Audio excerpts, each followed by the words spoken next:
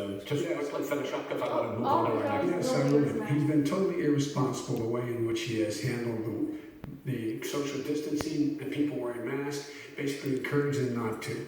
All right. Ben, he's a fool on that. If you could get the crowds, you would have done the same thing. But you can't. Nobody can. Gentlemen, can we move on to the economy? Gentlemen, can we move on to the economy? Yes. The economy is, I think it's fair to say, recovering faster than expected from the shutdown. Much faster. In the second quarter, the unemployment rate fell to 8.4% last month. The Federal Reserve says the hit to growth, which is going to be there, is not going to be nearly as big as they had expected. President Trump, you say we are in a V-shaped recovery. Vice President Biden, you say it's more of a K-shape. What difference does that mean to the American people in terms of the economy? President Trump, in this segment, you go first.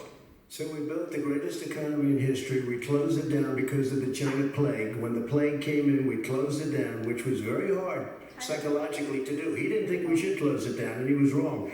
And again, 2 million people would be dead now instead of still 204,000 people. It's too much. One person is too much. Should have never happened from China. But what happened is we closed it down, and now we're reopening, and we're doing record business. We had 10.4 million people in a 4-month period that we've put back into the workforce. That's a record the likes of which nobody's ever seen before. And he wants to close down he will shut it down again. He will destroy this country. You know, a lot of people, between drugs and alcohol and depression, when you start shutting it down, you take a look at what's happening in some of your Democrat-run states where they have these tough shutdowns. And I'm telling you, it's because they don't want to open it. One of them came out last week, you saw that.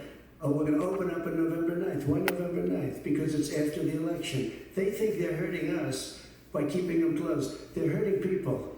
People know what to do. They can social distance, they can wash their hands, they can wear masks, they can do whatever they want. But they got to open these states up.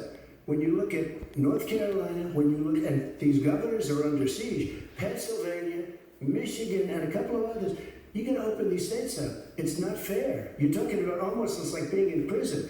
And you look at what's going on with divorce, look at what's going on with alcoholism and drugs. It's a very, very sad thing. And he'll close down the whole country. This guy will close down the whole country and destroy our country. Our country is coming back incredibly well, setting records as it does it. We don't need somebody to come in and say, let's shut it down. All right, your 2 minutes, sir. We're now moved to you. As I said, posing the question, the president says it's a V-shaped recovery. You say it's a K-shaped recovery. What's the difference? The difference is millionaires and billionaires like him in the middle of the COVID crisis have done very well. Billionaires have made another $300 billion because of his profligate tax proposal, and he only focused on the market. But you folks at home, you folks living in Scranton and Claymont and all the small towns and working class towns in America, how well are you doing? This guy paid a total of $750 in tax. I understand. You've agreed to the 2 minutes, so please let him have it. Do I get my time back? The fact is that he has, in fact, worked on this in a way that he's going to be the first president of the United States to leave office having fewer jobs in his administration than when he became president. Fewer jobs than when he became president. First one in American history. Secondly, the people who have lost their jobs are those people who have been on the front lines, those people who have been saving our lives, those people who have been out there dying, people who have been putting themselves in a way to make sure that we could all try to make it. And the idea that he is insisting that we go forward and open when you have almost half the states in America with a significant increase in COVID deaths and COVID cases in the United States of America. And he wants to open it up more. Why does he want to open it up? Why doesn't he take care of the American? You can't fix the economy until you fix the COVID crisis. And he has no intention of doing anything about making it better for you all at home in terms of your health and your safety. Schools. Why aren't schools open? Because it costs a lot of money to open them safely. You know, they were going to give, his administration was going to give the teachers and school students masks. And then they decided, no, couldn't do that because it's not a national emergency. Not a national emergency.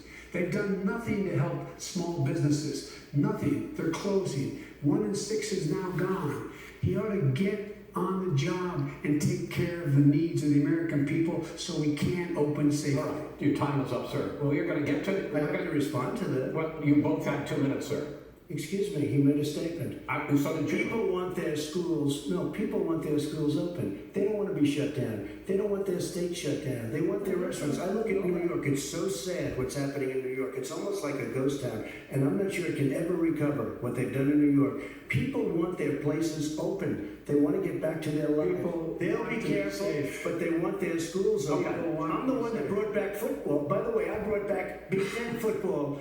It was me, and I'm very happy to do it. And the people of Ohio are very proud of me. And you know, Ladies and gentlemen, we're going to get to your economic plans going forward in a moment. But first, Mr. President, as you well know, there's a new report that in 2016, the year you were elected president, and 2017, your first year as president, that you paid $750 a year in federal income tax each of those years. I know that you pay a lot of other taxes, but I'm asking you the specific question. Is it true that you pay $750 in federal income taxes each of those 2 years? I paid millions of dollars in taxes, millions of dollars of income tax. And let me just tell you, there was a story in one of the papers. I paid $38 million 1 year. I paid $27 million. Show us your tax returns. I went, you'll see it as soon as it's finished. You'll see it. You know, if you want to do, go to the Board of Elections. There's a 118-page or so report that says everything I have, every bank I have, I'm totally under leveraged because the assets are extremely good. And we have I built our. I'm asking you a specific question, which is. Let me tell you. I understand all of that. I understand all of that. No, Mr. President, I'm asking you a question. Will you tell us how much you paid in federal income taxes in 2016 and 2017? Millions of dollars. You paid millions of dollars? Millions of dollars. So not millions of dollars, and you get to see it. And you get to see it. But let me just tell you, Chris, let me just tell you something, that it was the tax laws. I don't want to pay tax. Before I came here, I was a private developer. I was a private business people. Like every other private person, unless they're stupid, they go through the laws, and that's what it is. He passed a tax bill that gave us all these privileges for depreciation and for tax credits. We built the building and we get tax credits like the hotel on Pennsylvania Avenue. You get an asset, which, by the way, was given to me by the Obama administration, if you can believe that. Now, the man got fired right after that happened. But Vice President Biden, you want to respond? Yeah, I do want to respond. Look, the tax code made him, put him in a position that he pays less tax than a school teacher makes, the money a school teacher makes, is because of him he says he's smart because he can take advantage of the tax code. And he does take advantage of the tax code. That's why I'm going to eliminate the Trump tax cuts. And we're going to eliminate those tax cuts. And make sure that we invest in the people who, in fact, who would you vote for? People out there need help. But why didn't you do it over in the last 25 years? Because you were a president screwing things up. You were a senator and the worst President America has ever had. In 47 months, I've done more than you've done in 47 years, Joe. We've done things that you never even thought of, including fixing the broken military that you gave me, including taking care of your Mr. President. Alright, see you in the next video. Bye guys, subscribe to our channel, LMGG. Because, Mr. Vice Bye. President,